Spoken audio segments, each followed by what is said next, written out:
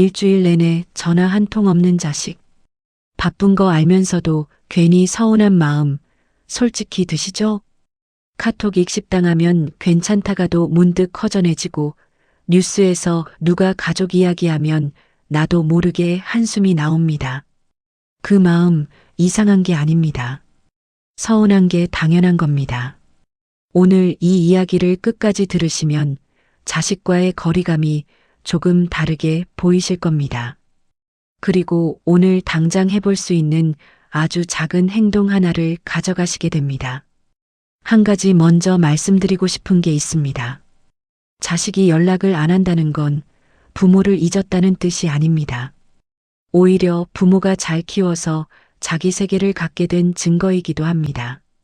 이 말이 당장은 위로가 안 될 수도 있습니다. 하지만 이 영상을 다 들으실 때쯤이면 이 문장이 다시 떠오르실 겁니다.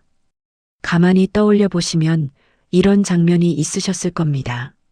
저녁을 차려놓고 혼자 밥을 먹는데 문득 식탁이 넓게 느껴지는 순간 명절 전에 올 거지?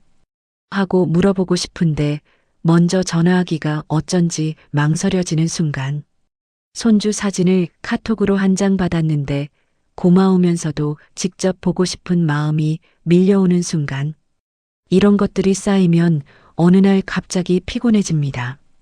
몸이 아닌데 기운이 없고 특별히 슬프지 않은데 기분이 가라앉습니다.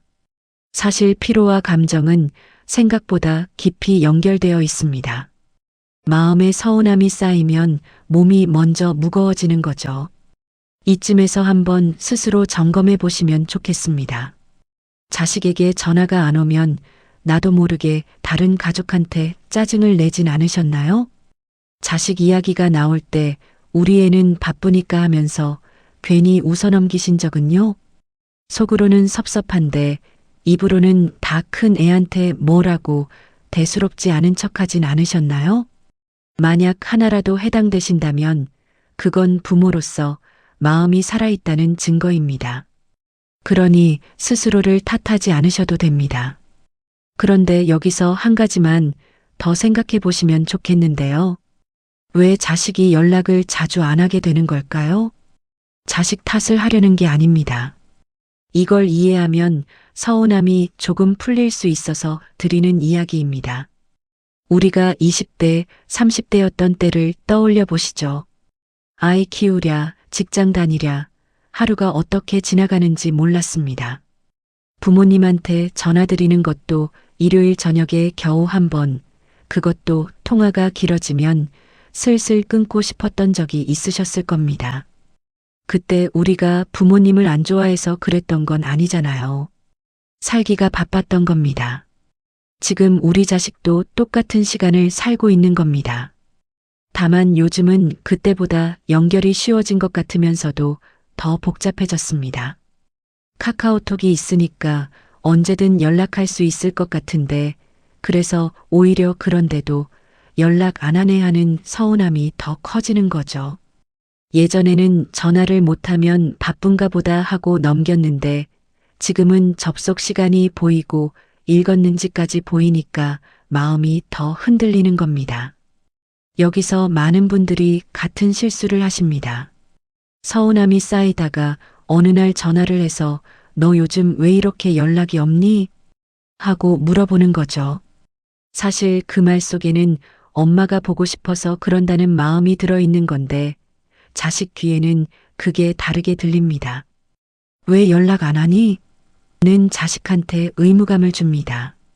그 순간 전화는 하고 싶은 것에서 해야 하는 것으로 바뀌어 버립니다. 한번 의무가 되면 다음 전화는 더 멀어집니다.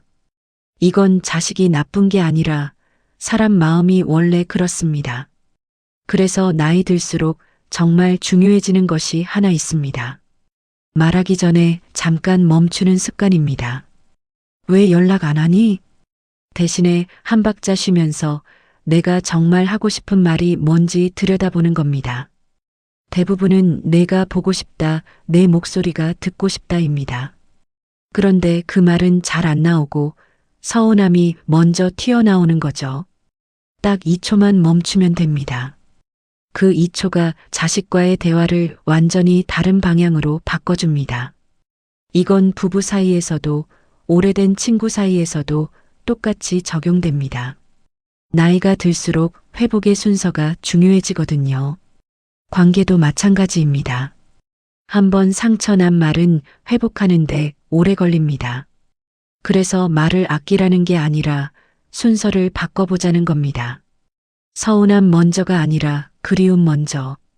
추궁이 아니라 안부 먼저. 이 순서 하나 바꾸는 것만으로 자식이 받는 느낌이 완전히 달라집니다. 한 가지 방법이 있습니다. 실제로 많은 분들이 효과를 보신 방법인데 아주 간단합니다. 자식에게 요즘 어떠니? 라고 묻는 대신 내가 오늘 본 것을 사진 한 장으로 보내는 겁니다. 산책하다 본 꽃사진, 오늘 해먹은 된장찌개 사진, 하늘이 예뻐서 찍은 사진. 말은 안 붙여도 됩니다. 사진 한 장만 툭 보내보세요. 왜 이게 효과가 있냐면 자식 입장에서 그 사진은 부담이 없습니다. 요즘 어떠니? 는 뭔가 대답을 해야 하는데 사진 한 장은 그냥 볼 수 있거든요. 그리고 신기한 게 있습니다. 사진을 보내면 자식이 답장을 안 할 것 같지만 의외로 반응이 옵니다. 엄마 이거 맛있겠다. 아빠 산책하셨어요? 이렇게 가볍게. 대화가 의무에서 시작되면 무겁지만 호기심에서 시작되면 가볍습니다. 가벼운 대화가 쌓여야 무거운 이야기도 할 수 있는 사이가 유지됩니다. 여기서 한 가지 더 점검해 보시면 좋겠습니다. 혹시 자식과 통화할 때 대부분 건강 이야기나 걱정 이야기로 끝나시진 않나요? 밥은 먹고 다니니? 몸은 괜찮아? 무리하지 마라. 이 말들이 다 사랑에서 나온 건 맞는데 자식한테는 이게 매번 반복되면 통화 자체가 무거워집니다. 가끔은 엄마 오늘 유튜브에서 웃긴 거 봤다 같은 쓸데없는 이야기가 관계를 더 편하게 만들어줍니다. 가만히 생각해보면 우리도 부모님한테 가장 편했던 순간은 특별한 대화를 나눴을 때가 아니었습니다. 옆에 나란히 앉아서 별말 없이 텔레비전 보거나 같이 밥 먹으면서 이거 맛있다 같은 소소한 말을 주고받을 때가 가장 좋았잖아요. 자식도 마찬가지입니다. 무거운 사랑보다 가벼운 일상을 나눌 수 있는 부모가 더 자주 떠오릅니다. 그리고 이건 좀 용기가 필요한 이야기인데 솔직히 말씀드리겠습니다. 자식과의 거리감에서 가장 힘든 건 나를 필요로 하지 않는다는 느낌입니다. 수십 년 동안 누군가를 위해 살았는데 그 누군가가 이제 나 없이도 잘 살아가는 걸 보면 자랑스러우면서도 허전합니다. 그 허전함을 자식이 채워주길 기대하면 관계는 점점 어긋납니다. 그 빈자리는 내가 나를 위한 시간으로 조금씩 채워가야 하는 겁니다. 말씀드린 것 중에 제일 기억해 주셨으면 하는 문장이 있습니다. 자식이 멀어진 게 아니라 자식의 세계가 넓어진 것이다. 그리고 그건 부모가 할 일을 했다는 뜻입니다. 서운한 마음이 올라올 때 이 문장 하나만 떠올려 보시면 마음이 살짝이라도 다른 쪽으로 가닿을 겁니다. 자, 이제 정리해 보겠습니다. 자식이 연락을 안 해서 서운한 마음, 그건 틀린 감정이 아닙니다. 아무리 다 큰 애인데 뭘 해도 마음은 마음입니다. 다만 그 서운함을 전달하는 방식을 살짝만 바꾸면 자식도 부모도 훨씬 편해집니다. 오늘 딱 한 가지만 해보시겠어요? 자식에게 요즘 어떠니? 대신 오늘 내가 본 하늘 사진이나 먹은 음식 사진 하나를 그냥 보내보세요. 말은 안 붙여도 됩니다. 이모티콘 하나도 괜찮고 정 아무것도 떠오르지 않으시면 이 영상 링크를 보내셔도 됩니다. 이거 보다가 내 생각났다 한마디면 충분합니다. 그 가벼운 한 장이 무거운 전화 10통보다 마음을 더 가까이 데려다 줍니다. 듣고 계신 분들 중에 혹시 이런 경험 있으신 분 계시면 댓글로 한 줄만 남겨주세요. 자식과 연락할 때 나만의 방법이 있으신 분도 좋고, 오늘 이 이야기 듣고 떠오른 생각이 있으셔도 좋습니다.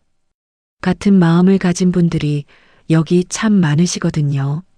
서로의 이야기가 서로에게 위로가 됩니다. 오늘도 들어주셔서 고맙습니다. 내일은 오늘보다 마음이 조금 더 가벼운 하루가 되시길 바랍니다.